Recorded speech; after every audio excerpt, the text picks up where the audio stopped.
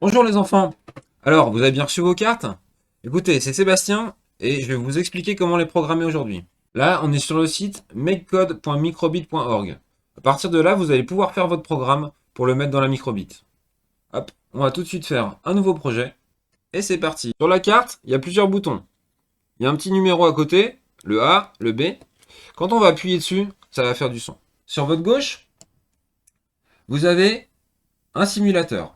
Tout ce qui se passe dans votre programme, ça va aller dans le simulateur pour qu'on puisse tester avant de le mettre dans la carte. Ici, sur la partie du milieu, cette grande bande verticale, il y a des briques de code. Ce qui nous intéresse, nous, c'est surtout les briques roses, qui sont les interactions que vous faites avec la carte. Et puis surtout cette carte-là. Lorsque le bouton est pressé, je la glisse dans le programme, et puis toutes les instructions qui vont être au milieu de la petite pince rose vont s'exécuter quand on appuiera sur le bouton A. On peut changer les boutons, si on veut travailler avec le bouton B, ou sur les deux boutons en même temps. Et puis ici, on va mettre des instructions. Des instructions comment? Des instructions musicales, pour pouvoir jouer de la musique. Ici, la musique, ça se passe dans les briques oranges.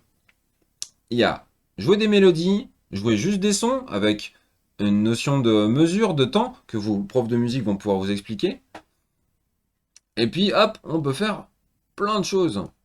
Il y a tout ça. Je vous laisserai découvrir ensemble. Moi, je vais juste faire un truc qui fait tada quand on appuie sur le bouton A. Tada, c'est quoi? C'est deux notes de musique. La première, la deuxième. Je les mets, hop, dans le code. Et puis ici, je vais régler le temps pendant lequel on les joue. Là, c'est 1/8 de temps, c'est très court, mais bon, le bonhomme, il saute pas très longtemps. Et puis ici, vous avez accès, quand vous cliquez sur Middle C, à différentes notes de piano.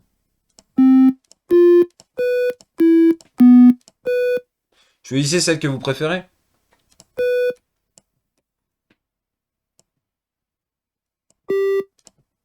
Qu'est-ce que ça donne? On va le voir avec le simulateur. J'attends que le simulateur il devienne coloré pour pouvoir lancer le programme, et puis j'appuie sur le bouton A. Tudut, tudut. Là, la carte, elle affiche rien sur son écran. Donc, pour être sûr qu'elle marche, on va se mettre un petit affichage. Hop, la brique toujours. La brique toujours, ça veut dire qu'elle est toujours exécutée. C'est une boucle à l'infini. Hop. Allez, on fait une petite animation. Tac, il y a une petite animation. Comme ça, on est sûr que la carte, elle marche. Vous voyez ici aussi, sur le simulateur, il y a le schéma pour le brancher sur une enceinte. Je vais passer dans les classes pour distribuer ce genre de petite enceinte. C'est une enceinte qui va sur la microbit qui est spéciale. Vous voyez, il y a 3 trous. 3 trous, ça veut dire que je vais devoir brancher 3 câbles sur la microbit. Le GND, c'est la masse. Il faut mettre un fil noir dessus. Le 3 volts, c'est l'alimentation. Hop, un fil rouge. Ensuite, ce troisième trou, c'est pour le signal audio. Je mets un fil vert pour les reconnaître. Ensuite, il va falloir brancher sur la carte microbit les entrées correspondantes. La masse, le 3 volts et le signal audio. Là, je crois que c'est bon, on essaye? Maintenant qu'on a fait notre programme et qu'on est content, on va pouvoir le télécharger dans la carte. Ça se passe sur ce bouton, le bouton violet qui s'appelle télécharger. Ça va créer le programme et puis on va pouvoir le copier sur la carte. Il vous propose d'enregistrer le programme.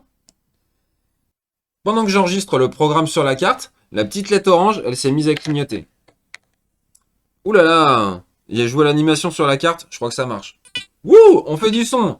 J'ai réussi à faire une animation musicale avec le bouton A. Je vous laisse faire pour le bouton B, si vous voulez faire un deuxième son, pour un deuxième saut. Allez, j'espère que vous avez bien compris. Et puis s'il y a des questions, vous voyez avec vos professeurs, ou alors vous me posez la question sur code.laclasse.com. À bientôt!